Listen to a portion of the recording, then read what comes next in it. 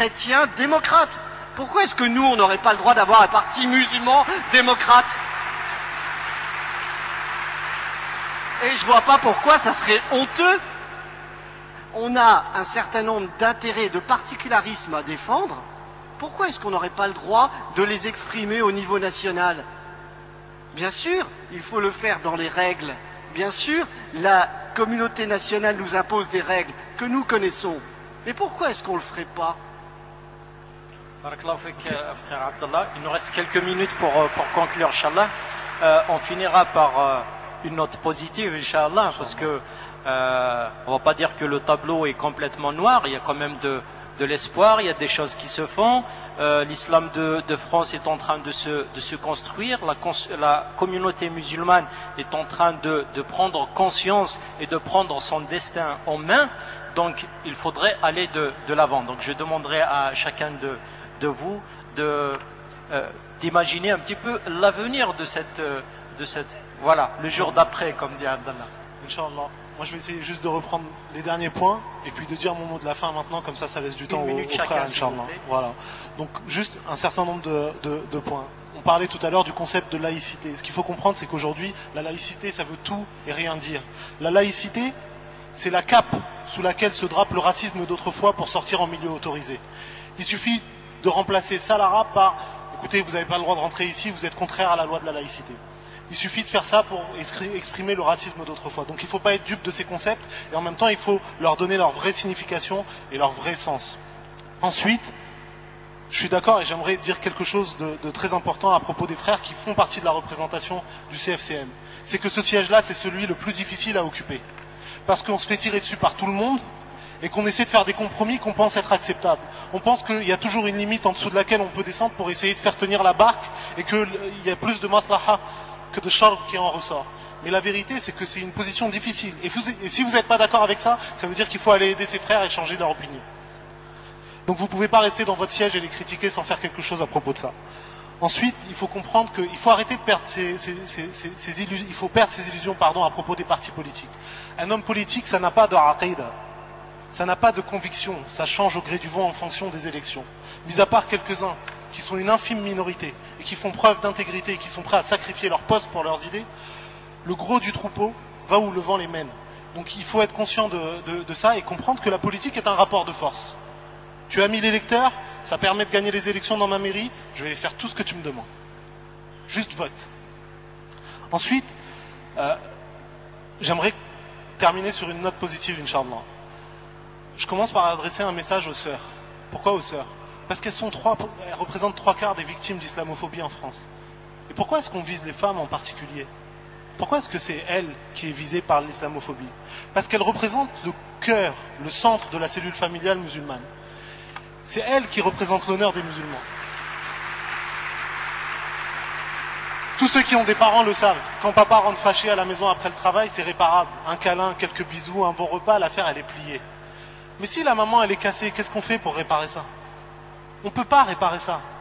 C'est la maman qui éduque les enfants. C'est la maman qui donne les conseils, qui réconforte, souvent en plus d'un travail et en plus des efforts qu'elle fait le reste du temps. Donc c'est ça qu'il faut préserver dans la cellule musulmane. Et je leur dis, parce que souvent j'entends des sœurs qui me disent, voilà, mais à quoi ça sert que je fasse des études si je vais me faire discriminer? Eh bien ma sœur, si tu es médecin, tu peux ouvrir un cabinet pour toi. Si tu es architecte, tu peux ouvrir un cabinet. Et sache que l'islamophobie d'aujourd'hui n'est pas forcément présente demain. Elle n'est pas forcément présente dans 5 ans. C'est notre responsabilité de changer ça. Donc fais des études le plus loin que tu peux. Celles qui te plaisent le plus. Et Inch'Allah khair, cette situation va se débloquer. Parce que Inna ma'al usri yusra. Partout où il y a une difficulté, il y aura, Inch'Allah, un chemin qui s'ouvre pour nous et le faciliter. Et je termine en disant que c'est notre responsabilité. Si on n'est pas content face à cette situation, il faut passer à l'action. Moi, ce qui m'inquiète le plus, au-delà du fait qu'on soit d'accord sur un certain nombre de points tous ici, c'est qu'est-ce que je vais dire lundi matin ou qu'est-ce que les sœurs du CCIF vont dire lundi matin quand le téléphone sonnera et qu'une nouvelle victime d'islamophobie nous contactera. J'aimerais lui dire qu'aujourd'hui, j'ai parlé à des musulmans au salon du Bourget et qui se sont pris en main. Barakallahu fikum. Barakallahu fikum. Akhi Marwan, 30 secondes. Donc pour conclure, là aussi j'aurai 3 ou 4 points rapides. Le premier, c'est que effectivement, nous devons faire attention à ne pas conforter cette idée que l'islam en France est l'islam de l'étranger. Je pense qu'il faut dépasser ces notions de pays d'origine, de Marocains, d'Algériens. Et je suis très très content que le frère Abdallah soit parmi nous dans cette table ronde, parce que lui, au moins, il est né en France. Et je pense, ou peut-être en Allemagne, en tout cas en Europe. Et je pense qu'au-delà de ces origines-là, qui sont une diversité également pour nous tous, nous devons, comme l'a dit le frère Azdin, travailler ensemble pour faire justement avancer les dossiers qui concernent la pratique du culte musulman en France. Je terminerai par deux appels. Le premier appel, il est vers la France, vers la République française. Je pense qu'avec toute la tourmente actuelle, avec tous les débats actuels, la France n'a pas des droits de l'homme, n'a pas le droit de se renier. Sa devise doit rester liberté, égalité, fraternité. Liberté pour tous les citoyens de toutes les croyances, égalité pour tous les citoyens indépendamment de leur confession, et fraternité entre toutes les composantes de la nation, quelle que soit leur origine, quel que soit leur culte, quelle que soit leur pratique religieuse et quelle que soit leur non-croyance peut-être. Donc par rapport à ça, c'est un appel solennel à la société française et à la République française pour respecter cette devise. Le deuxième appel, il concerne les musulmans et les musulmanes de France. Je pense que dans l'intervention de tous les frères, nous avons remis effectivement la responsabilité ou une part de la responsabilité sur nous-mêmes. C'est trop facile de jeter la pierre aux autres et de se dédouaner. Je pense qu'on doit s'assumer, on doit regarder quels sont nos actes, justement comme l'a rappelé le frère Azdin, Inna akramakum indallahi atqakum. Quel est notre comportement en tant que musulmans et musulmanes, quelle est notre éthique? Et je pense que c'est ça le vrai thermomètre, c'est pas le fait de sa position sociale, etc. Et je voudrais juste terminer par un dernier point qui concerne le CFCM. Le CFCM, effectivement, c'est le Conseil français du culte musulman. C'est pas le Conseil français contre les musulmans. C'est quelque chose. Ce CFCM-là, il a été mis en place et nous y avons tous participé. Moi, quand j'ai connu le frère Abdallah, c'était à l'Assemblée Générale Constitutive du CFCM au mois de mai 2003.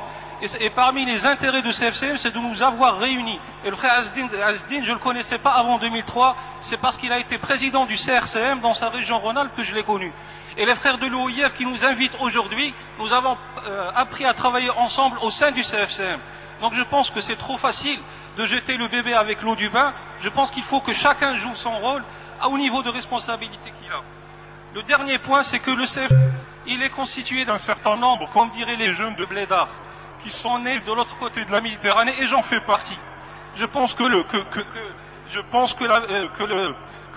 l'appel que je lance, c'est aux jeunes Français d'origine ou de confession musulmane, qui sont l'avenir du CFCM et qui sont l'avenir de l'islam de France. Nous tous, on va partir, mais c'est vous qui allez rester et c'est vous qui allez porter l'islam de France dans les prochaines décennies.